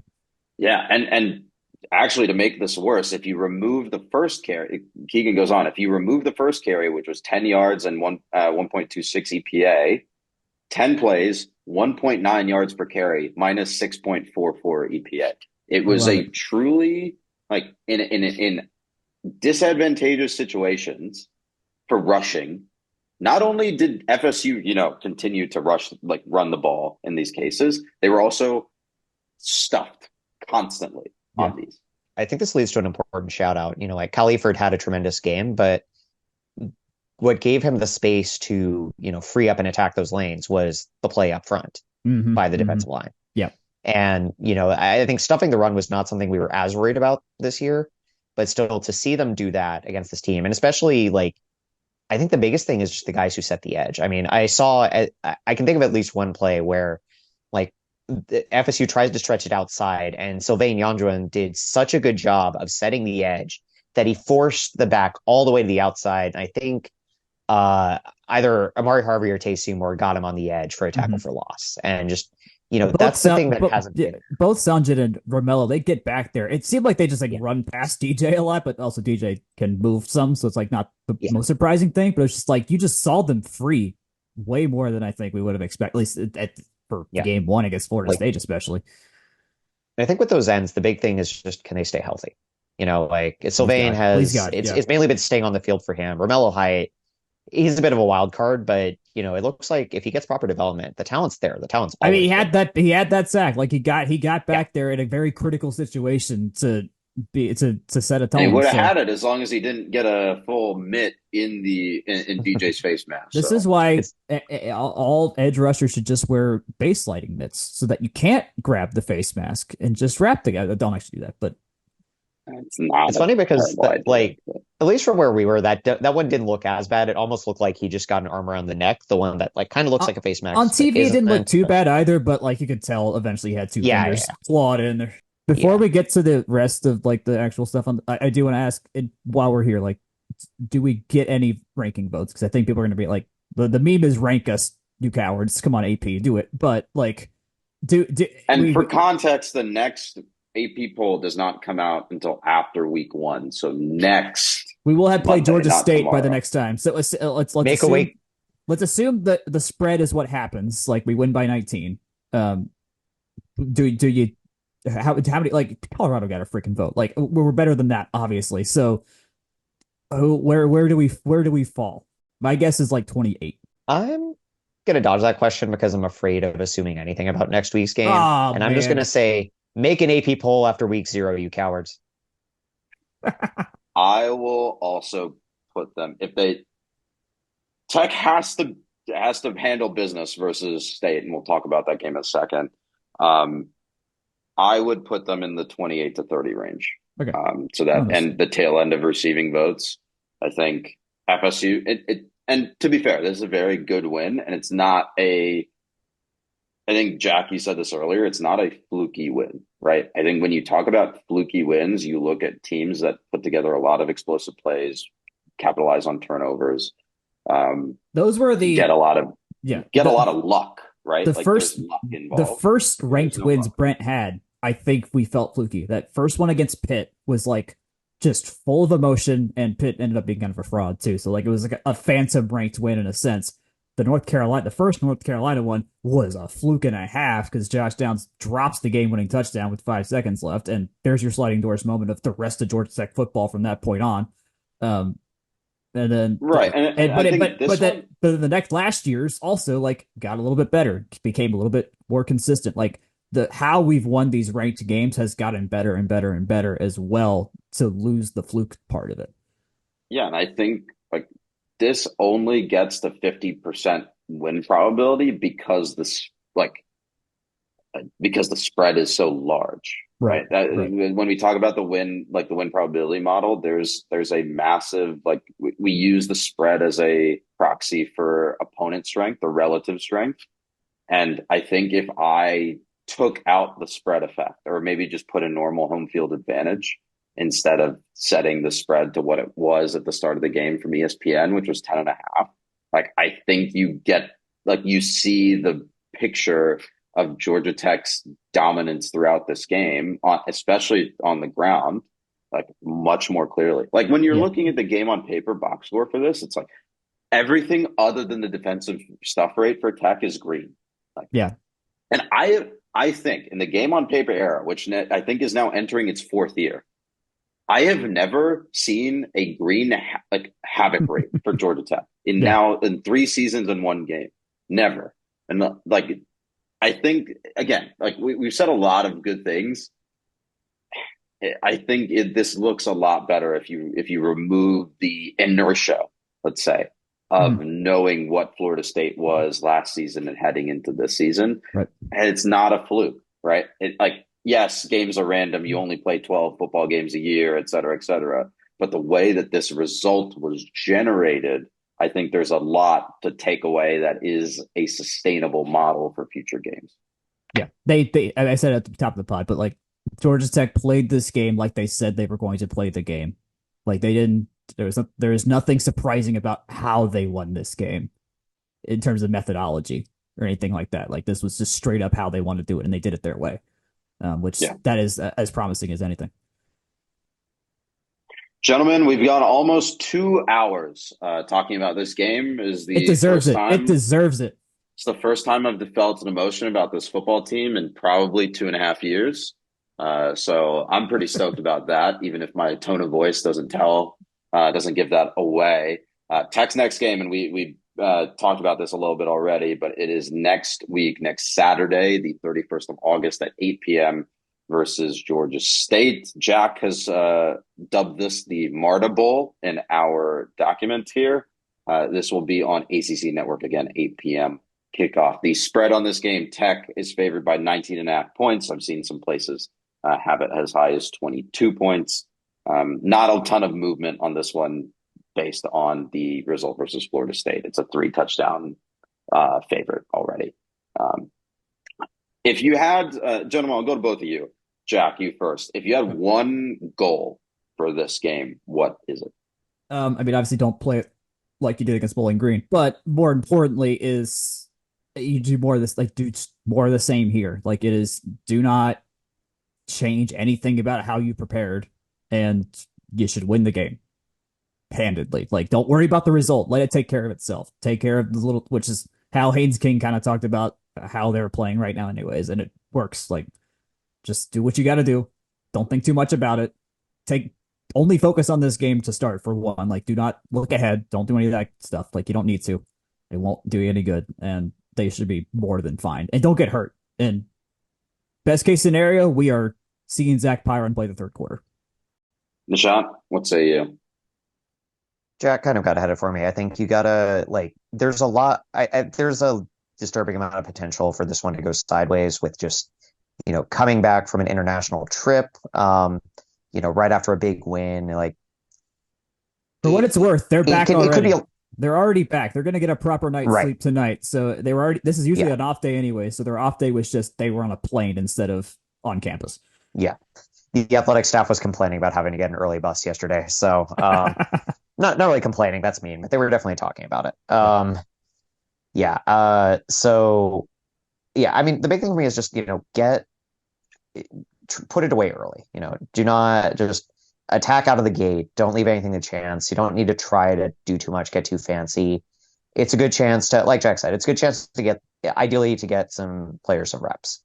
In an early season game, just get the win, move on, and don't let it dawdle. This is a Georgia State team that has had a very tumultuous offseason. They shouldn't, by all accounts, this should be a comfortable win for Tech, but that doesn't mean it will be. So, if you're up by 21 at halftime, I think you're in a good place. And let Zach Byron take over and then start rotating in the backups. But, if it's like a 7-point game at halftime, that is when I think, signs of problems will show up. Right. I think I know we talk a lot about crap. These games we never know for sure, but like for those that are really still stuck in that scared about this game, which I don't blame you, trust in the demeanor of the team and how there's just no frills anymore. Like how they're going to approach this game is completely different from how they approached the Bowling Green game last year and how the previous administration approached these games. That is a very, very different process. And so going into that game, they're going to be much more prepared than any other team has been the last 5 years. At least any other Georgia Tech team to do this kind of game. So that I'd rest my hope in that and the fact that we just kind of beat Florida State. Like that wasn't nothing. And Jack, what you said is pretty much an echo of what Brent Key said after the game when he was asked about like pretty much like, are you worried about next week? And he joked like, what, you want me to say the coach thing and say, no, I'm not worried. And he was like, oh yeah, of course I'm worried. Yeah. But it was just they've got a process. They've been working on it all off season. I think it also stepping back to an earlier theme, it goes back to something he said about like the defense and how his confidence in them was rooted in just seeing their growth and seeing what they did against this offense in practice. Mm-hmm. And like how they just like came out and punched the offense in the mouth repeatedly in practice. So if you can punch our offense in the mouth in practice, that's a good sign. That is not nothing at all. Especially with what we saw out of that line in this game. Right. So. We have one of the best offenses to train against in general, which I guess never thought about how that's a way to make your team better, but I guess it is. Like that is something. Oh, that was not the case. People were very upset about that whole thing when Tech was still running the flex bone. I do recall a lot of angry. Interesting. But they practice against the flex bone every week. How will they know how to play against the normal offense? It was great. And Nishant knows. I hope that got caught on audio just now. It did. Yeah, it will. It will. I'll turn it up if it doesn't. Yeah. But you remember exactly what I'm talking about. I want to yell scout teams exist, but then I remember the 4 years of, oh no, we have a development team. And oh my God. Just some more context on Georgia State. They had their head coach leave the first week of spring practice last year. The starters from last year had bolted the middle of spring practice. They brought in a couple of transfers, but they didn't really get integrated until fall camp. Not a ton of returning production, brand new coaching staff that wasn't hired until like the middle to end of spring practice. So interesting situation down in downtown Atlanta. But you will never catch me saying that as high as a 22-point spread makes me feel any sort of confidence when it comes to Georgia Tech football. I may have had a betting opinion about this game and that the spread never made sense against Florida State, but I truly have no opinion about this spread whatsoever. How we play in a game we should win by a lot is literally a thing I don't know how to process still because it just hasn't happened enough in my Tech tenure to get it. All right. I think that's about it on the win over FSU. Again, FSU 21, Georgia Tech 24. Jack, before we head out, you want to talk a little bit about volleyball's final exhibition of the preseason? Yes. No stats or anything like that because their SID was in Ireland helping the football team. All I know is that they beat Auburn 3-1 in an exhibition. During the football game. I have no idea if that was they won 3-0 and then just played a fourth set for the heck of it, or if they actually had to play a fourth set legitimately because Auburn got one. But either way, that's a fine win. If it's anything like how Michelle ran the Golden White game, the first team was playing a lot of points together, so my hunch, and I think I'm right here, so like that was that would played out like a normal game would have played out more than anything. I don't know how Auburn was doing subs and stuff like that, but either way, I think we're fine. We play UCLA this Friday to start the season on Friday at O'Keefe. That's sold out, so only students that are listening to this have any shot at getting in if you don't have a ticket already. Same goes for the Monday game. There's a Sunday game against New Mexico State at 4:00 and a Labor Day game against Coastal Carolina at 4:00 at O'Keefe as well. I know I usually do all the recaps for that, but I'm going to be in a field in Ohio this weekend, doing some family stuff. So I don't know how we're going to cover this. Maybe in some way, I don't know. We'll figure it out. At the worst, I'll read the box scores and interpret from what happened there. Hey, there's always the magic of ESPN or Watch ESPN or ESPN3 or ACC Network There Extra. is, but pouring beer at a music festival is exhausting business if you do it right. So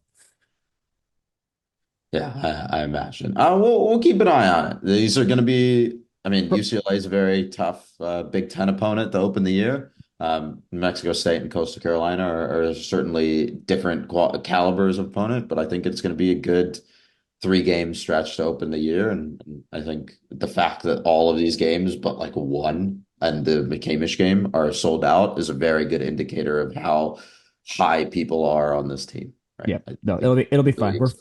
We're ranked 14th going into the season, which feels about right. UCLA is not ranked in the initial AVCA poll, so they're usually are pretty. They're still usually pretty strong. So don't take the not ranking as a sign of weakness in it by any way, shape, or form for them. Gentlemen, thank you for joining me today. Jack, where can the people find us on the internet? They can find the three of us, for Jake had to dip out a little early, on from the rumbleseat.com, where you can also email us. If you ever have any questions for the mailbag or just thoughts in general, or if you want to apply to join the staff, you are more than welcome to do so. We are always looking for people to help out. Our Twitter is at FTRS blog. I am at Jack Nicholas on Twitter. Jake is at Jake Grant 98. You can find the best Section 103 gear. It is a whiteout on Saturday. I don't know if you can get a delivery fast enough, but if you have your white shirts, wear white to the game on Saturday. You can get 10% off any order with code FTRS blog. If you are watching football on TV, use gameonpaper.com for all your advanced stat needs. It is the best website for that. We had to save many nerds' experiences on Saturday fixing up the site during the game, which was a fun time. You can find this podcast wherever you can find podcasts. We're on Facebook. We're on YouTube as well. This will be uploaded. What a fun weekend we had. We got so much more games left. So let's go beat Georgia State, shall we? Good night, y'all. Go Jackets.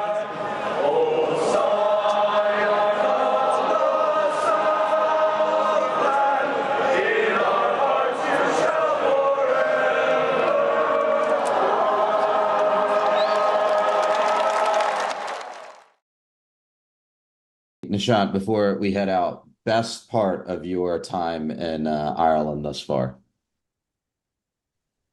Oh boy. Well, it's been a bit of a trip. So I guess there's been a few pieces. I mean, Dublin yesterday was nice, and just that, like, kind of at the last minute, we realized we knew several people who were going to be in town, so we had a bit of a little mini reunion before the game. I'm traveling mostly solo on this trip, so it was nice to have a bit of company at the game, or at least before I went solo in the press box. But I guess just other fun notes on this trip. Earlier today, I've been playing the sport of hurling in the United States for a few years.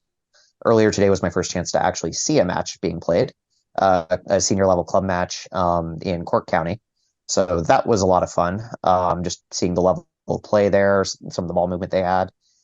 Just a great experience. And then right before I went over to check out Blarney Castle. So, nah, it's been a good run so far. I did spend a couple days in Scotland at the front end of it, and lucked into catching both a culture festival and a brief trip up to the Highlands. And honestly, I would come back to have 10 days in that country. But love it. You gotta get your own like family tartan pattern the next time. Apparently that's a thing. Like they have, instead of like family crests, they do family tartan patterns.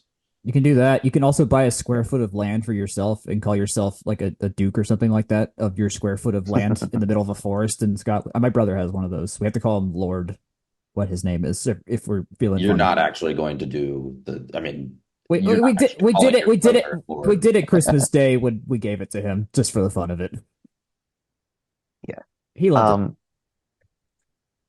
Yeah, I guess bringing it back a little bit more on topic and just not meandering about my own stuff. One cool thing since I was at the Tech game in 2016 was seeing just like how much both the sport and the game, like the level of interest has grown within Dublin, within the country.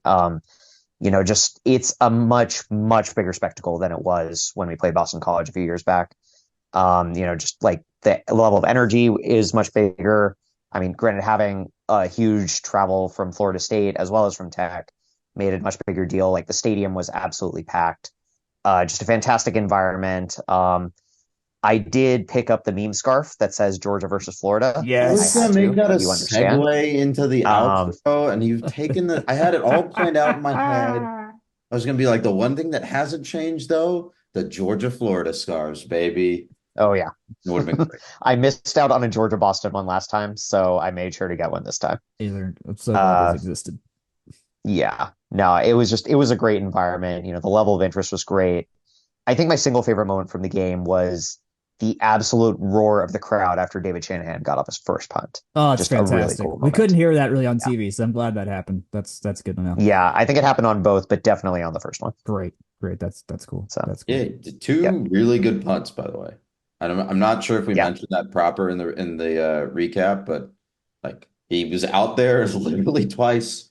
I think Brent said in the pregame, especially when he was David was being interviewed or they were being interviewed together. It's like I kind of hope we don't see him, but it'd be good if he actually got to play. Yeah. Uh, but And honestly, 44 great yard work on that punt, second 49 one. yard punt.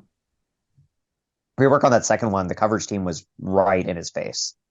And he was part of the post-game interviews. He talked about that afterwards. He was like, he was lucky to get that one off. And his big thing was just like kind of good naturedly saying, "Oh, there's been so many photo shoots."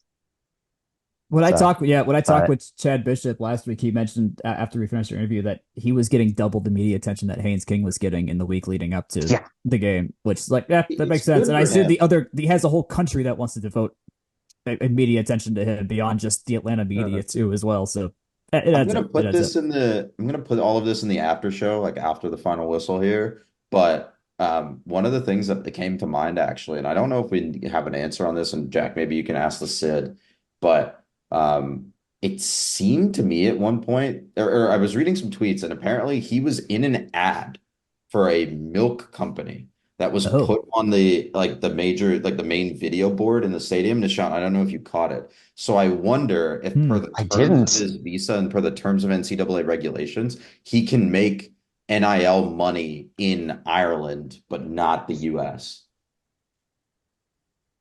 The interesting. I in NIL stands for international, baby. Yes.